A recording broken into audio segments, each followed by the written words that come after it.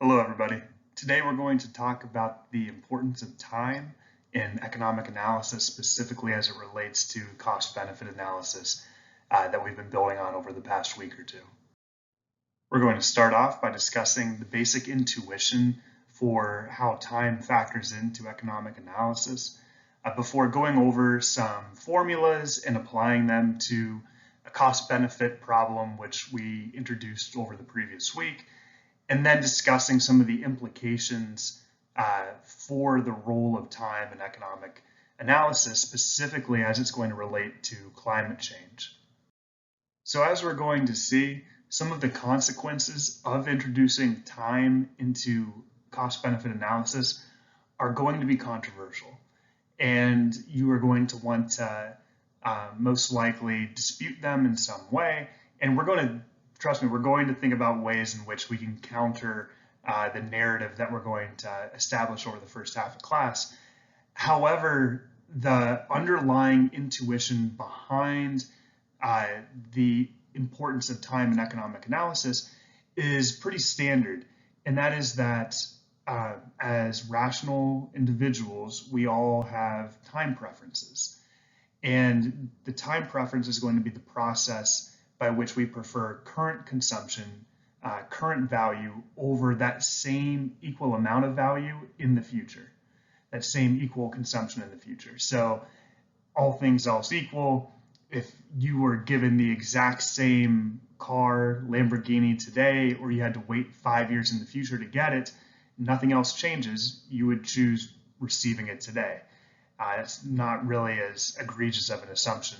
However, when we take this to its mathematical conclusion, when we follow this logically, it means that we're going to discount future values and future benefits relative to the present. And the question then is going to be by how much we discount those future values. So just for an example here, the question before you is, do you prefer $1,000 next year or $1,100 2 years from now? And so depending on what the interest rate would be, what you think you could do with that amount of money and your investment opportunities, most of us would probably pick B. The waiting, an extra year, you get an extra $100, but certainly some of you probably would pick A as well. However, almost all of us would choose A, that if you have the option to get $1,000 today, we are going to choose that over having that same $1,100 from the previous question next year. So time does factor into these decisions, and if you chose B in the previous question and A in this question, that's going to be evidence of a behavioral economics concept that we're going to look at the end of class today. So it's not consistent with the model of time preference that we're going to learn over the first half, but there certainly are ways for addressing that using economics framework. So as we begin to formalize the role of time in cost-benefit analysis, we're going to introduce some terminology. And the first term that I want to introduce is that of present value. And so the present value is going to be the process of converting payments over time into their value today. So the most obvious example here would be something along the lines of the present value of $100 today. If somebody gave you $100, that value of that $100 in present terms is 100, right? So it's straightforward when the process which we're going to convert, when the value which we're going to convert to a present value is at the present moment. However, we can contrast the present value of that $100 today with the future value of that $100 if we put it in a bank and let it earn interest at rate R for 1 year. And if we do that, we can see that though the present value is 100, and don't worry, we're going to go over these equations in more detail, but this is how we would convert a present value to a future value if we invest it for 1 year at interest rate R, and let's just say that interest rate R is 5%, then the future value of that $100 in 1 year is 105. And so the same value, the same amount of money can have both a present value and a future value, and really a series of future values depending on how many years we're looking into the future. So we can also use information about the future value to calculate the present value. Now, this example is going to assume that we're looking at two times that are one time period apart. So the current year and then 1 year into the future, the current month or 1 month into the future. And as we saw in the previous slide, this is how we would go about calculating the future value given the present value of $100. And given that equation of future value being equal to the present value multiplied by 1 plus r, we can see that if we would divide both sides by 1 plus r, then we're going to get an answer where we can isolate the present value in terms of the future value and information regarding the interest rate or the discount rate. And that's exactly what we would find. So looking at the present time period, one time period into the future, we can see that the present value of $100 would have a future value of $105 with a 5% discount rate, and that a future value of $105 would have a present value of $100 with a 5% discount rate. So the generic formula for converting a future value into a present value and vice versa is this PV equals FV over 1 plus R.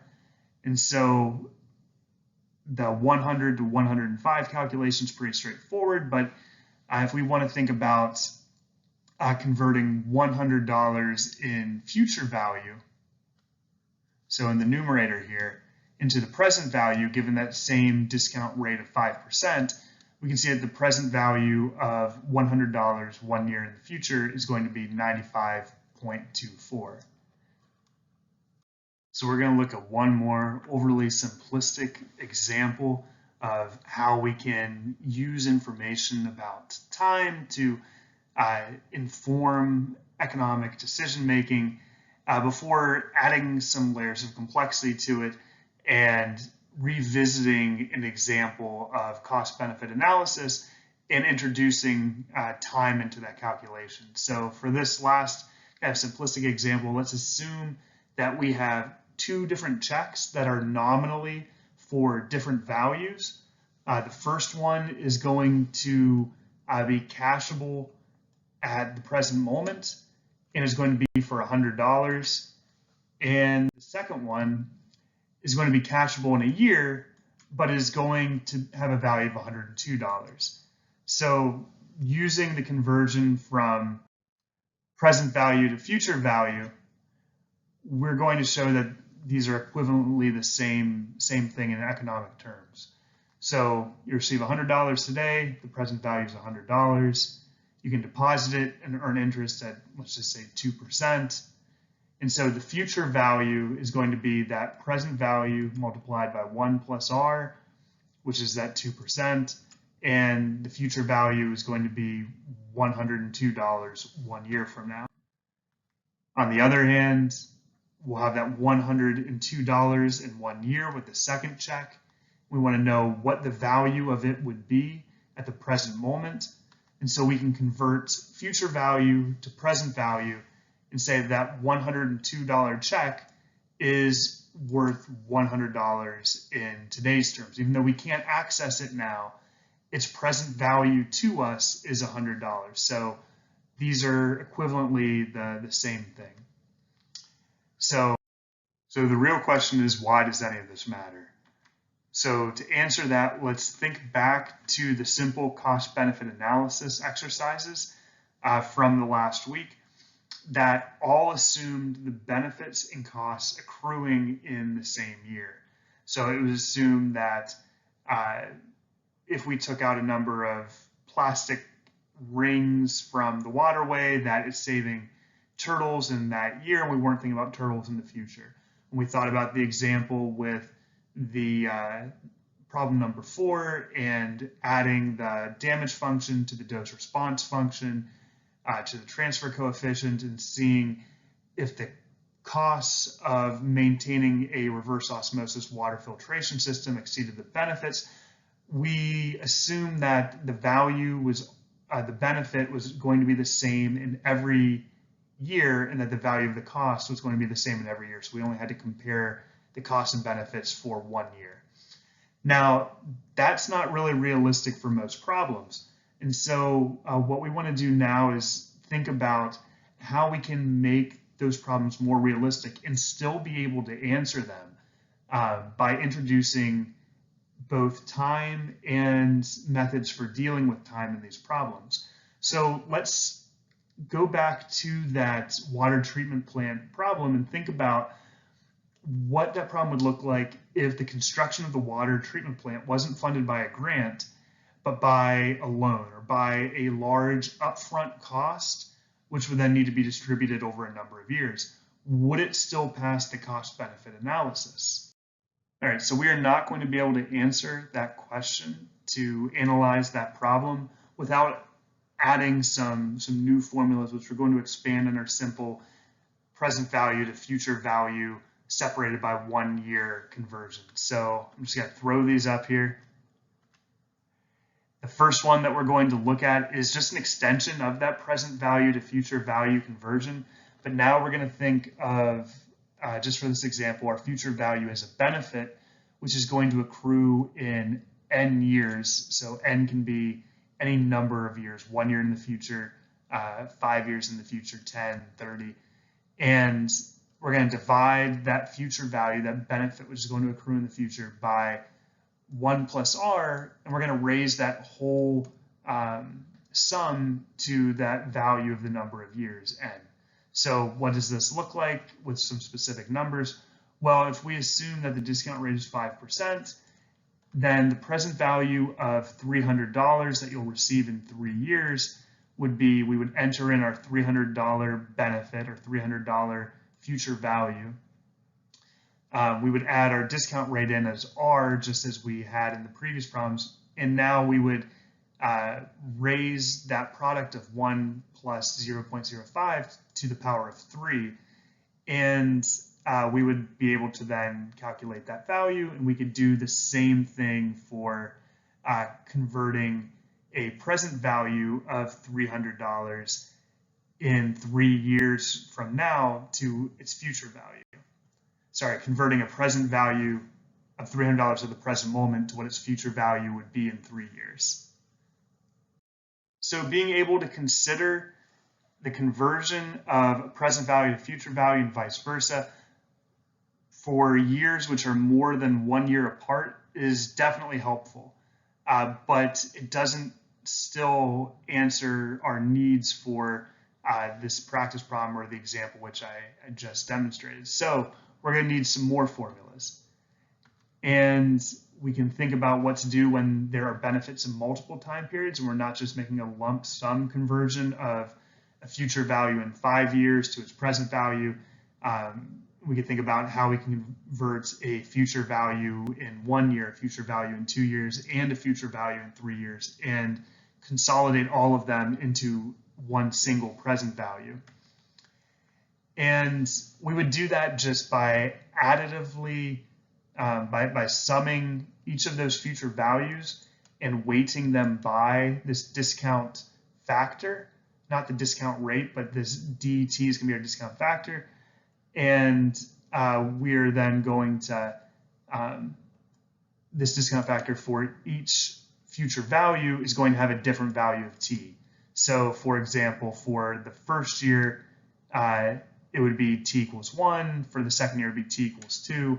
And so as that t gets larger, the denominator is going to get larger, and that fraction is going to get smaller. And so as we get a sufficiently large t at t equals infinity, then we have 1 over infinity. This is 0, and we completely discount the future value in that year.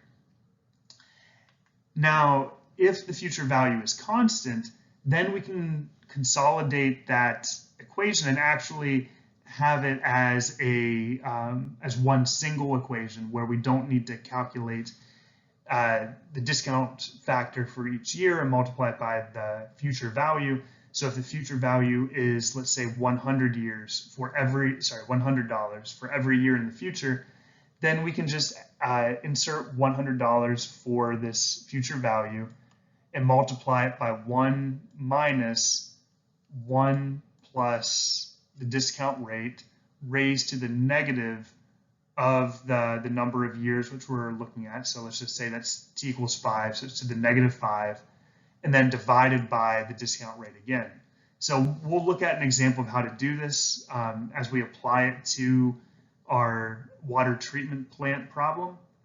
But there's still one more equation that we're going to need to use, and that is, what if this future value is constant and this t, the number of years which we're looking at in the future, is infinite? We're assuming that we're going to either experience the costs or the benefits indefinitely into the future. And so surprisingly, that equation actually gets, or maybe not surprisingly depending on your mathematical background, that equation actually gets significantly easier to work with. And we can convert the future values in an infinite number of years in the future, or just an undetermined number of years in the future, to one single present value by dividing that future value, let's just say $100, by the discount rate R, so by 0.05, and that gives us the present value of the discounted stream of all future values. So let's just return briefly to the Clean Air Act, and we looked at what some of the costs and benefits of the Clean Air Act would be in more static terms in the previous video. But now, if we're going to evaluate this problem by thinking about the dynamic nature of the costs and benefits of the Clean Air Act and the amendments of 1990, we know that the costs occurred primarily at an earlier period where the benefits were going to be accrued in more distant terms in the future. And so we're introducing then the concept of dynamic efficiency, which is going to be the allocation of the costs and benefits, which are going to maximize the present value of the net benefits. And so, once again, remember the benefits of the Clean Air Act included less bronchitis, less chronic health diseases, that there was decreased mortality to go along with the people who had diseases that they would live with. There was less people dying, that the amenity values were positive. Remember, amenities are just characteristics that we care about that bring us happiness, and one of which would be blue skies, that is less smog. People are willing to pay more to live in areas where they can have greater visibility, and that we're going to have increased agricultural productivity. So all of these are occurring indefinitely for as long as the air is clean. We can think about those perhaps discounted for an infinite time horizon. Now, the costs were going to be those capital expenses of installing and operating pollution control equipment and administration and monitoring to make sure that polluting firms were going to be complying with the regulations. And so these are going to be more annual expenses, which are going to occur. We could think of them as having an infinite time horizon for their discounting, but we're comparing that infinite time horizon to that is a terrible one of these little brackets on its side, but to the infinite benefits, the infinite time horizon benefits of decreased mortality, of better health outcomes. And these expenses of installing the pollution equipment are going to be more of a one-time expense that, as we saw with the water treatment problem example, could be distributed over a fixed number of years, but we're not going to think about them as accruing indefinitely in the future. And the operation of that control equipment would then be assumed to be a fraction of what that installation expense would be. So there is certainly a temporal dimension to the cost benefit analysis of a Clean Air Act amendment, but when that analysis is done, the Environmental Protection Agency found that the net present value of the amendments, of the impact that the amendments had, significantly dwarfed the costs associated with it. So using a 5% discount rate, which is, if anything, going to be a little bit on the higher end and is going to bias this analysis in terms of what benefits and costs were occurring in the most immediate future, which, as we saw in the previous slide, would include those capital expenses for the polluting firms to install cleaner technology, then even with that 5% discount, the net benefits would be $21.7 trillion, which is huge. It's the size of our total economy, and that is primarily due to the decreased mortality, people living longer lives because they're not developing diseases from inhaling dirty air. And once again, just a reminder that this is over that infinite horizon. So what about the costs? We found that the net present value of the cost was, or sorry, not the net present value, but the costs on an annualized basis were closer to $65 billion a year. And so how do we then compare that 21, or what does that comparison look like of the 21.7 present value of the benefits when compared to the annual value of the costs?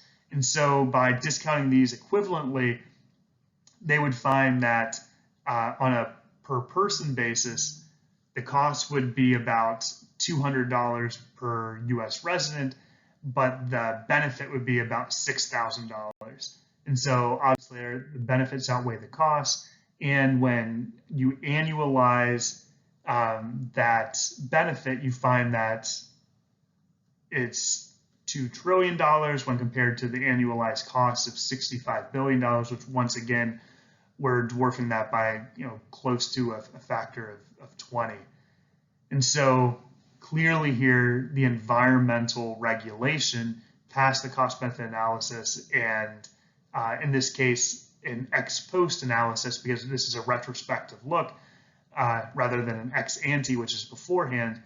And we found this to be an efficient, I'm using we royally here, not me personally, but environmental economists found this to be an efficient policy to implement. Now, as I indicated earlier in this class, the selection of the value for the discount rate is going to be really important. And we can see here how changing the discount rate is going to matter more as more time goes by. And so starting off with a value of $1,000 at the present moment, we can see how the present value of that $1,000, if it were to be received or accrued in the future, would vary significantly depending on the discount rate. So let's look at 25 years in the future. So at a discount rate of 2%, if we were to get $1,000 25 years in the future, the value that we would place on the present value of that $1,000 would be, we're just going to eyeball this, $650. We'd be indifferent between accepting $1,000 25 years in the future or accepting $650 today. Now, if the discount rate was 7%, then we're talking about something along the lines of $200. That same 25-year time horizon, we would be willing to accept only $200 in exchange for that $1,000 25 years in the future at a 7% discount rate. And you can see that this difference is extremely high at only 25 years. But by the time that we get to 100 years, whether we use a 7% discount rate or a 5% discount rate, both of those values pretty much go to zero. That we would accept basically $5 today rather than $1,000 100 years in the future at either a 5% or 7% discount rate. But that at a 2% discount rate, we'd be pretty much right around that $200 present value of $1,000 25 years in the future. And so all of this is just to say that discounting that time preference, which is intuitive, that it makes sense that we have time preference from one day to the next, 1 year to the next. But when we start thinking about longer and longer time horizons, the implications for what that suggests about the values accruing in the future are going to be highly dismissive of future considerations and future generations. And that is our selection of the discount rate is going to be highly consequential. It's going to be the difference between saying there's absolutely no value to this or there's less value in the future than there is now, but we should still do it. So to be a little more specific, let's consider what discounting would imply about climate change policy. So thinking about the reading by Dave Roberts that I asked you to do over the week, it's completely fine if you haven't done it yet. Roberts referenced two integrated assessment models of climate and the economy done with largely the same underlying numbers, but by two different economists using different discount rates. And so one of these economists actually goes on to win the Nobel Prize in economics, which for those of you who have not had me in class before is not a real Nobel Prize, which is interesting in its own right. And that one considered a relatively higher discount rate of 3 to 5% and found that we could really only justify a tax on carbon of about $10 a ton at the present moment because we are discounting the benefits or discounting the consequences of climate change that are happening sufficiently far in the future down to a relatively minimal impact by today's standards. Now, the other study, the Stern report, used a discount rate of 1.4% and found that we could justify an $85 a ton tax on carbon emissions at the present time. We're actually 10, 15 years ago by now. But, just to show that if we just about double the discount rate, we see that the optimal price, optimal tax on carbon is just a fraction of what it otherwise normally would be. And this gets at one of the larger points about discounting climate policy is that a higher discount rate is going to imply a much higher hurdle for policy to clear to pass a cost-benefit analysis if its impacts are sufficiently far in the future. And this leads to discounting having two primary shortcomings, one being that it's going to be relatively arbitrary based on what value we use if we're discounting with just one specific number, and two, that once you get sufficiently far into the future, nothing matters anymore. Nothing that's being experienced by those people should impact what we are doing today. And so those are obviously two value laden and maybe inefficient solutions. And so we're going to think about ways in which we can actually improve this sort of analysis.